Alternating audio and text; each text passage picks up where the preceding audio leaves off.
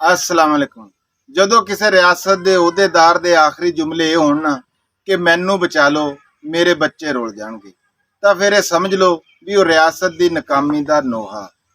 ਕਹਿੰਦੇ ਰਿਆਸਤ ਮਾਂ ਹੁੰਦੀ ਆ ਨਾ, ਜੇ ਰਿਆਸਤ ਮਾਂ ਹੁੰਦੀ ਨਾ ਤੇ ਫਿਰ ਰਿਆਸਤ ਦੇ ਮੁਹਾਫਿਜ਼ ਦੇ ਆਖਰੀ ਜੁਮਲੇ ਕਦੇ ਵੀ ਇਹ ਨਾ ਹੁੰਦੇ।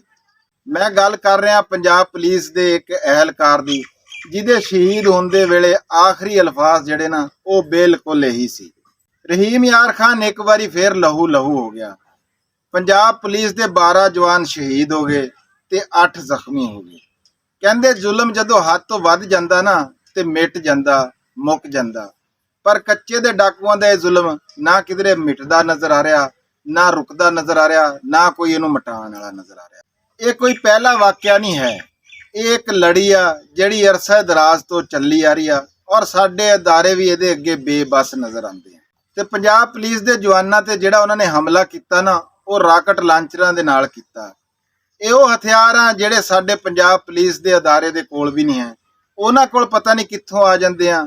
ਉਹਨਾਂ ਕੋਲ ਕੋਈ ਹਵਾਈ ਅੱਡਾ ਆ ਜਾਂ ਫਿਰ ਉੱਥੇ ਕੋਈ ਫੈਕਟਰੀ ਲੱਗੀ ਹੋਈ ਹੈ। ਕਦੇ ਕੋਈ ਰਾਹਗੀਰ ਮੁਸਾਫਰ, ਕਦੇ ਡਰਾਈਵਰ ਤੇ ਕਦੇ ਕੋਈ ਅਹਿਲਕਾਰ ਉਹ ਕੱਚੇ ਦੇ ਡਾਕੂਆਂ ਦੇ ਜ਼ੁਲਮ ਦਾ ਸ਼ਿਕਾਰ ਹੋ ਚੁੱਕਿਆ। ਮੈਂ ਪਾਕਿਸਤਾਨ ਦੇ ਸਭ ਤੋਂ ਵੱਡੇ ਅਦਾਰੇ ਪਾਕ ਫੌਜ ਨੂੰ ਇਹੀ ਕਹੂੰਗਾ ਵੀ ਹੁਣ ਉਹ ਵੇਲਾ ਆ ਗਿਆ ਆ ਵੀ ਰਾਹੇ ਹੱਕ, ਰਾਹੇ ਰਾਸਤ, ਜ਼ਰਬੇ ਅਜ਼ਬ ਤੇ ਰੱਦੁਲ ਫਸਾਦ ਜਿੱਦਾਂ ਦੇ ਇੱਕ ਹੋਰ ਆਪਰੇਸ਼ਨ ਦੀ ਲੋੜ ਪੈ ਗਈ ਆ।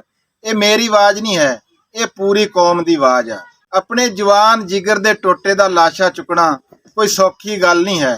ਇਹੋ ਜੀ ਤਾਂ ਖਬਰ ਵੀ ਨਹੀਂ ਸੁਣੀ ਜਾਂਦੀ, ਹਾਂ ਦੇ ਕਿੰਗਰੇ ਹਿੱਲ ਜਾਂਦੇ ਆ।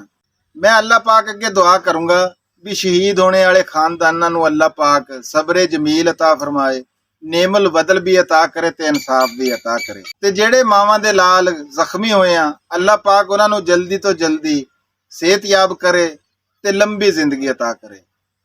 ਆਮੀਨ ਸੁੰਮਾ ਆਮੀਨ।